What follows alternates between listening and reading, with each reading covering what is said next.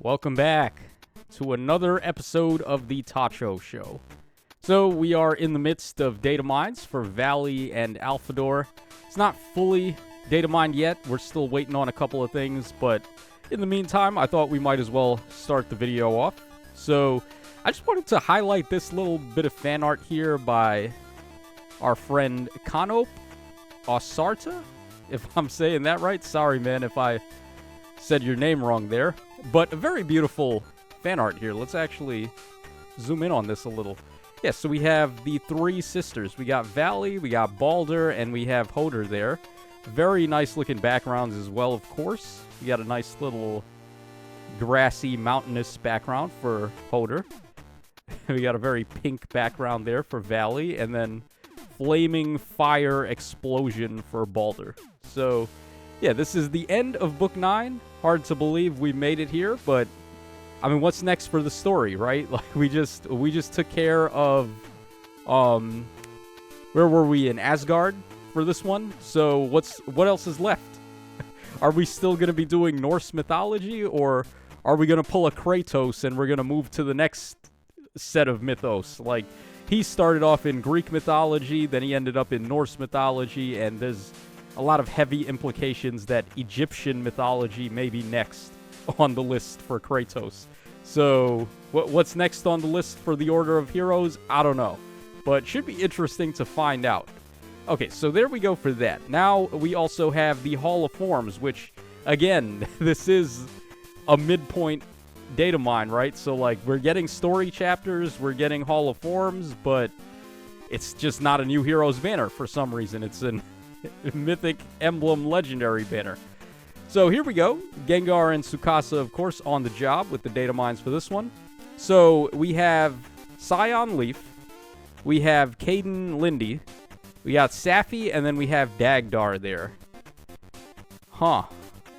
I mean, Caden Lindy was pretty solid on release and for quite some time into that, right? Because she, of course, is able to give allies the ability to negate terrain detriments. So, like, tree tiles and trench tiles will not slow down your infantry and cavalry units. So that was pretty solid of a support, but Caden Lindy herself doesn't really do anything, unfortunately. Like, there's no way she's winning any rounds of combat anymore. She doesn't really have the firepower to take out anything. So you'd be running her at a detriment just to let your units move through trenches and whatnot. Scion Leaf, don't really remember too much about this guy. I know he's got Miracle, he's got Brave Attacking, but I think he was pretty bad on DPS. Even back when he came out, I was very critical of him not having the necessary firepower of certain other units. And the fact that we're this far into the game now and he's aged, his DPS is going to be even worse than it was back then. So, yeah. They've really set the bar high with some of the previous Hall of Forms, where we've had Emblem heroes in here, we've had really good Legendary and Mythic heroes in here, and this one just doesn't have that. We've got two really mid-harmonic heroes. I guess it's okay to pick them up for, what's that mode again? The one where we're chasing the thieves? It's on the tip of my tongue. I can't remember the name of the mode. You know which one I'm talking about, though. The one where Resonant heroes are actually useful. Is it Resonant Battles? Something like that? But, yeah, I mean, they can raise your score in there even at one copy, but by this point, I've got enough different characters from Resonant Battles for the Harmonic Heroes that I can at least get 2 on each team, and I'm still not able to stay in Tier 21 in that mode. So, basically, you gotta have merges at this point, so it's not one and done anymore, unfortunately. Safi has dual phase odd and even recovery, which could be helpful. But outside of that, she's not really doing much else. And then there are better characters that we have for support for penalty removal and such.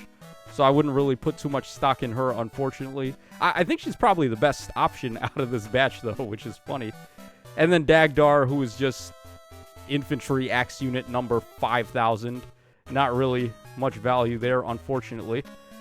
Okay, so let's take a look here if we have the rest of the data mines to go ahead and take a look for. Okay, not yet, but we still have artwork for Vali and Alfador, and then new story artwork for Question Mark. Actually, what is this? Hold on. Who is this? Oh. Little Boy Blue, who lost his shoe. Okay, so I'm guessing these are just new story artworks for his expressions. Nothing's ever going to top the expressions from Fafnir, though, in Book 5. It was like him and Atri were just competing to see who could make better meme faces all of Book 5. Yeah, this guy, he was not even close to being as memorable as those two, at least in terms of his facial expressions. I kind of like this one, though. He's a little annoyed there. I mean, that's his reaction when the Fae dev said he'd be walking around on one boot all book. So, yeah, he's just grilling him for that. And there we go. So those are the new expressions for Little Boy Blue. All right, let's go ahead and take a look at the artwork now for Alfador and Vali, which we've already seen, actually. So, like, this is kind of a moot point. But there we have Alfador on his chair Sama, of course. All right, here is the attacking artwork. I love how his chair has these little spider legs. So he doesn't even need to get off the chair. He can just sit down and move anyway. Kind of like Frieza. Reminds me a little of... You know how First Form Frieza had the hover car thing? It kind of reminds me of that a little bit. All right, really awesome looking special attack art. And then, of course, we got the injured artwork there. Chair Sama getting obliterated. All right, and then we have, of course, Vali.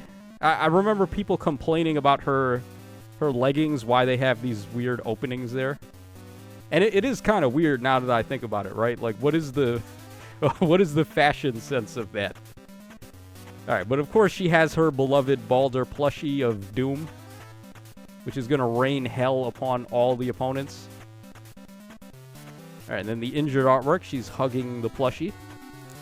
Okay, so we've got the artwork for them, and then have they... Okay, so we have Black Friday orb packs as well. Yeah, I mean, more data mines you would expect of a midpoint release, right? More so than a legendary Mythic Emblem release. So let's go ahead and take a look at these now. All right, so 2 per person Black Friday orb pack. All right, so the first one, of course, it's always the same. Actually, I feel like it's been better. I feel like it was like 12 orbs in the past. $2.99, aka $3 US. You get 10 orbs, and you can do it twice. Yeah, I do feel like we've had better $3 orb packs, actually. I feel like it used to be 12. Unless I'm tripping. Let me know if I'm tripping, but I might be. Okay, and then, of course, we got the Broccoli Floret pack here. So, $50, you can get 2 florets, which they have never given us another way to get these. And they stopped releasing Ascended Heroes. So, I know a lot of people want them. A lot of people, me included, all of my florets I've given to now units that are defunct, that I would like to be able to take off of them and put on my newer units. So, an example is like Groom Roy. I gave him a floret, and I don't even use him anymore. So, it would be nice if they gave us the option to replace our florets that we've already given to characters, like just take them off and then put them on new characters, considering how rare this currency is and the fact that there's really no way to get them anymore outside of buying these packs. And then you're getting 40 trait fruits as well. That's whatever. Like, they give out trait fruits enough. Maybe not enough, but they do give them out, so you'll be able to accumulate those after a decent amount of time. Not so much florets, though. So, is it worth $50? I can't co-sign that. Yeah, not to me. I mean, it is a lot of orbs, though. 120 orbs, actually, for $50 is actually pretty good. Because the most popular orb pack is the $40 orb pack, right? And it has like 75 or 80-something orbs. So this is actually way more orbs for your buck. And then also the floret, which is really rare. I can't, like, hate on it. If whales want to buy this, I can't hate on it, obviously. But, like, for your average Joe non-whale, free-to-play, or light spender, it's way too pricey. Okay, then we have, of course, the... Oh, we're getting tickets? What banner is this for? Is this, like, a Hero Fest or something? So, $25, you can buy this 3 times. You're getting tickets for some kind of banner, and then 60 orbs. I believe that's about as many orbs as you get from the Form of Soul pack. And that one's a little pricier, too. That's like $30. So maybe this is not a bad... Like, orb to money-wise, it seems okay. But orbs in this game are way overpriced, man. Oh, you know what they should do, actually? If any of you have played Dokkan Battle, they actually released their own web store that you can buy directly from. So, like, their equivalent of orbs in that game is Dragon Stones. And if you're looking to buy Dragon Stones at a better price, you can actually buy them directly from the Dokkan team on their web store. So it cuts out the middleman, so you're not buying on the App Store or the Google Play Store, and Google Play and Apple are not getting a cut of the profits. So they're actually able to sell the orbs / Dragon Stones at a much more reasonable price. And they also put out discount coupons a lot. They give out free orbs and Dragon Stones over there if you have a coupon code or if you get a discount and so on and so forth. They should really look into that, because I feel like that's one of the things that this game has never really done too well about is the orb pack sales and the prices. So if they're really worried about making money, they could just sell to us directly with their own web store if they wanted to. All right, a little bit of a tangent there. New Heroes Return, so this is going to be for New Heroes Return. Presumably that's a double special banner, right? All right, I wonder if we'll get some info on that here. And then we're going to get 2 of them, apparently. So 2 Heroes Return banners, and then same exact orb to money price. Okay, so one of them is a double special, and one of them is New Heroes Return. So the New Heroes Return is the Ascended, Attuned, Rearmed banner with all those characters that are in Limbo. And then the double special is where we just get reruns of the old seasonal heroes. And then we're getting a bunch of tickets, too, that you can get from missions. That's nice. Yeah, you'll never see me complain about getting free summons here. And presumably the banners are going to be solid. These 2 banners in particular do have boosted rates, right? Double specials and the New Heroes Return banners. So all that stuff seems pretty good there. Okay, do we have the stats? Okay, not yet. So what do we do now? Do we just wait? I mean, I don't want this video to be like 5 hours long, because there's no telling how long we're going to have to wait for the stats for the new characters. So what do we do now? Do I just talk about my thoughts on Vali and Alfador a little bit? Okay, so I guess we'll start with this guy. Now, he has, of course, some really nasty effects where, first of all, he can just take the bonuses of all units that are on the map, friend or foe, and then he just gets them for that turn, which is pretty crazy. And I believe the interaction with this should be able to have lower priority than Mythic Loki, so like she wouldn't be able to turn off his effects. I think I heard someone talking about that, actually. Yeah, right over here. So Mythic Loki may not be able to counter Alfador. So let's take a look at this. For starters, they don't share seasons, so this is only for Chaos and SD. Although you could run Loki off season. That's something that is possible, considering how useful Loki is right now. After checking the wording of Alfador's weapon, I noticed that it's very similar to Citrine's weapon.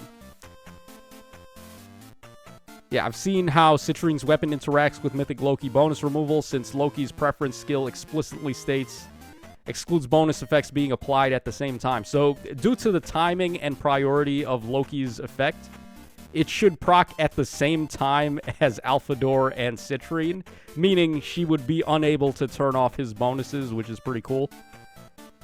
Yeah, Citrine's weapon only works at the start of the player phase because her bonus spread activates after start of turn skills trigger, which is the same case for Alfador. So she doesn't get her bonuses removed, and at start of enemy phase, she gets her bonuses cleansed since her weapon is player phase only. Alfador is for both phases. I'm pretty sure he just bypasses Loki altogether. Yeah, it could be interesting. They are off-season, though. They're not on the same season like Kukul Kek has mentioned. But could be some interesting food for thought, especially in SD, if you're playing in there. All right, do we have stats, or should I continue?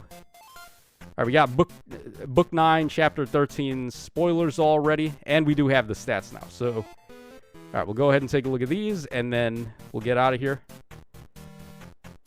Wait, why did they offset the artwork on Alfador so badly? Why is he so out of frame? All right, whatever. So, Alfador's stats here, we got 38 HP with a Bane, 49 attack, 28 speed with a Bane, 24 defense, and then 50 res. Overall, BST is 189, which I guess for a flying tome, that's interesting. But, yeah, you're not going to be running this guy in Arena, even if you had him at plus 10. Although, where you will be running him is in Aether Raid's offense if you've got him at plus 10, because I think he's for sure the best offensive Mythic hero right now. Like, his ability to just take all the bonuses on the map, and then he can pass them out too. He can go ahead and Shadow Smite with his C skill, and then he's giving bonuses to his ally that he smites in. So crazy. Like, the amount of interactions this guy has because they gave him Shadow Smite is so nuts. Like, give him Repo, give him Swap, and then he can Shadow Smite an ally in. Like, traps are completely pointless now, if that's the case. Because you can just bypass all the traps with him repoing and smiting. Yeah, so really crazy unit there. And then, of course, we have Vali, who's got 42 HP, 49 attack with a Bane, or 49 attack with a Super Boon, 48 speed, and then 24 defense and 25 res, both with boons there. And then 188 BST overall. So Vali's also a pretty interesting unit. She's able to give the drive close counter and drive distant counter effects, which for an Aether Raid's defense unit is actually really good. On top of the fact that she's giving drive miracle with a full heal in the same vein as Fallen Maria or Fallen Lena and those types of units. So she could be a really annoying choice, I feel like, on these defense teams now. And especially, she is a Dark Season hero, so you don't even have to deal with Elm or anything like that. Elm shutting down save abilities and then opponents basically getting a free hit on. She wouldn't be too bad, actually, in Anima defense, right? Even though she's Dark Season, you could probably run her off-season and then just have her give the miracle support, the distance support, and then she's giving a lot of drive support, too, and then she gives the ally, what is it, plus 10 great talent to attack and speed also. So, like, this is a pretty valuable seeming unit. I don't know if she's the best defensive Mythic hero. I don't know if I want to say that, but I think she's pretty good. And then, of course, she's able to end combat herself when combat starts. Like, the only real way to, or the easiest way to beat her is with, whatchamacallit, with AoEs, pretty much. You just hit her with the AoE and then knock her to 1 HP so she can't proc Miracle, and then you hit her after that. But yeah, she is in Dark Season, keep in mind. So you pair her with Medius, and then Medius is giving her On Guard. And then all of a sudden the Bolt Trap and the Bolt Tower are not able to damage her. Also, What's-His-Face is not able to damage her. Grommel, with his new effect, he's not able to just chip away at her health. So her being Dark Season is actually really good for the Medius pair. And then really all you're left with is AoEs to deal with her, which even AoEs can be countered pretty effectively. So she could be a pretty annoying enemy to deal with, especially on defenses. But I don't know. We'll have to wait and see. Obviously, I've got no orbs, so I don't know how I'm going to get either of these two. But daily YOLOs, guys. Never fails. And if you do fail, you just nod your head and wait for the next banner. So that should be everything now. Let's just refresh one final time, see if there's anything else to talk about. Yeah, that's pretty much it. We're not going to talk about story spoilers because I actually do want to know how it ends myself. So that's going to wrap us up, guys. Let me know your thoughts in the comment section down below. And I will catch y'all again on the flip side.